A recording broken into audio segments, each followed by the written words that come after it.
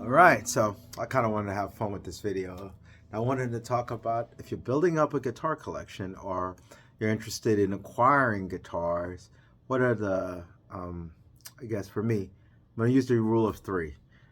Whenever I give a presentation in the corporate gig or anything like that, I like to use 3 to 5, but for the purposes of this video, we talk about 3 types of guitars you want to get, and this is the first one. Specifically for jazz. So this is for people who are interested in obviously playing the guitar. I don't believe in trying to collect or accumulate something that you're not going to use, but you just want to look at. Guitars are very, very beautiful, and I have a lot of guitars, but I'm not a collector per se in the traditional sense. So it's not like watches or something like that, and you're just looking at it. You want to wear it. So if somebody has a nice timepiece, I think they want to look at it, wear it, and not just put it in a case and then leave it up there or pass it on to their kids and their grandkids and things of that nature. I feel the same way about guitars. I think that anything that I own, whether it could be quasi-term vintage or not, I want to play it and enjoy it during my lifetime. So anyway, without further ado, number 1 on the list for me is a Telecaster. To me, it's the most accessible thing, and I'm not talking about, a Fender, I don't know, Holy Grail from like the 1960s, 70s, or anything like that. This is a good starting point for collecting guitars and for collecting something that you want to play with jazz. Teles are probably, to me, the most functional guitars there are out there. It's a solid body, but most Teles, and I'm using a traditional type of setup. My number 1 Tele is my Nash Tele, which has a humbucker. But this has the traditional lipstick pickup, and this is an iconic, which is basically a really, really beautiful guitar. Let's just put it that way, man. Look at the flame maple on this bad boy. So never did a real full review of this, and it's a rather recent acquisition. But nonetheless, you can start acquiring Teles. Most of us as guitar players, we start off playing on a solid body guitars. They're not very expensive.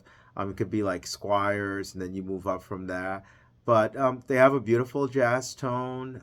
You can play a lot of different music, jazz, rock, metal, fingerstyle. And even the lipstick pickups are great for a fat jazz tone. You got players like Ed Bickert, who played that on the jazz guitars, and obviously Jimmy Page and a lot of his recordings with Led Zeppelin. He was basically a Tele player, even though it was a Les Paul. But this would go down as my number 1, okay? And wait till you see the number 3. So you can kind of swap in between and all that. So definitely as a jazz player, if you're thinking about starting to collect things or as a starting point, and as an end point, you can't go wrong with a really, really good Tele tone. Next up is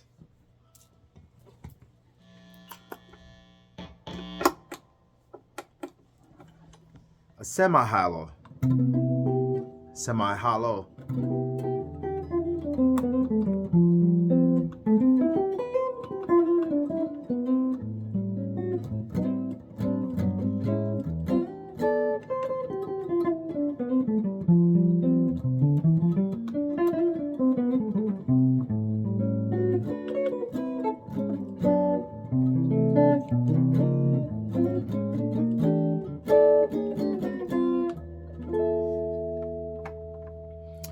for the purposes of this, I'm actually using my Eastman T185MX. I do have a Gibson 339, which I absolutely love, but I absolutely love this guitar. And it's a semi-hollow, but it's not really a semi-hollow. By that I mean that typical semi-hollows have a whole center block through the center, and this doesn't have a full center block. It has a little center block that's not fully going straight through. It kind of ends up right here at the right over here at the neck position pickup. And the reason for me why it's number 2 is it could be a number 1. It's traditionally speaking, this one it's not a 335. A 335 is a 16-inch lower body.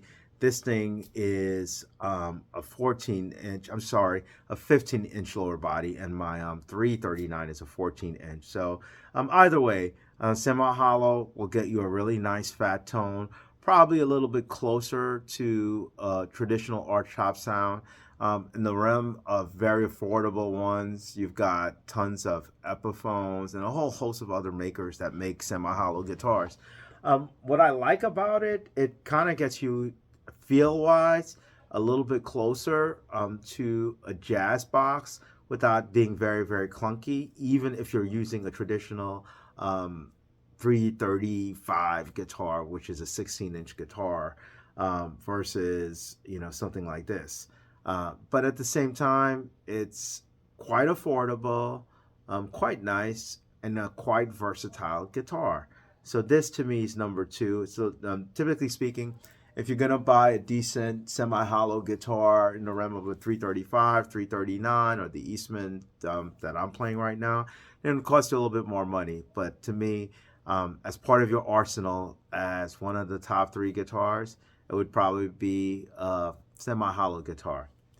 Number 3, which could be number 1 as well, is the granddaddy of them all. And I'm sure you guys know what's coming up next. A Gibson ES 175 or 175 guitar. And it goes without saying, it needs no introduction.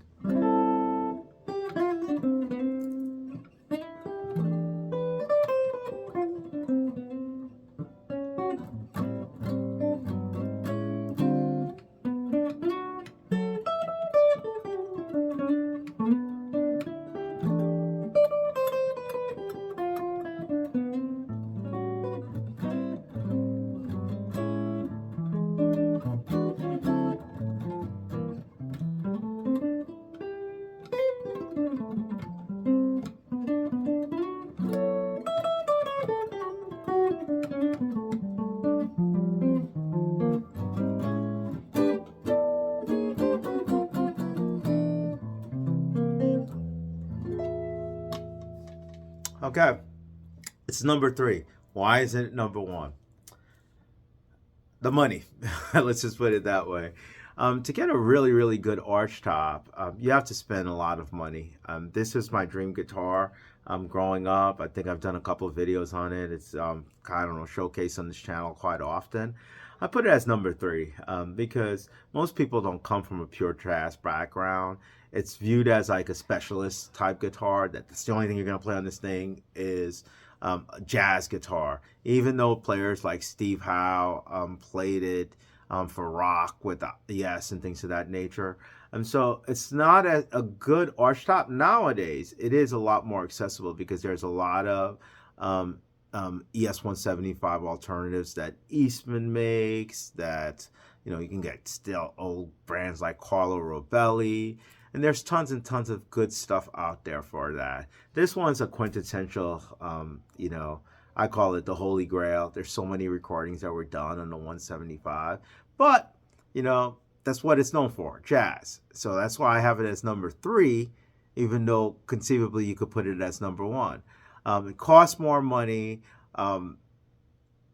Psychologically and perception-wise, it's viewed as being a little bit more limiting because that's what you see is like the jazz players playing it. So you don't really go to a club and see a rock guy playing distortion. Although, because it's an all-laminate guitar, it can withstand distortion. And there are people, you know, I think Ted Nugent played archtops and things like that with distorted music. But anyway, it's number 3.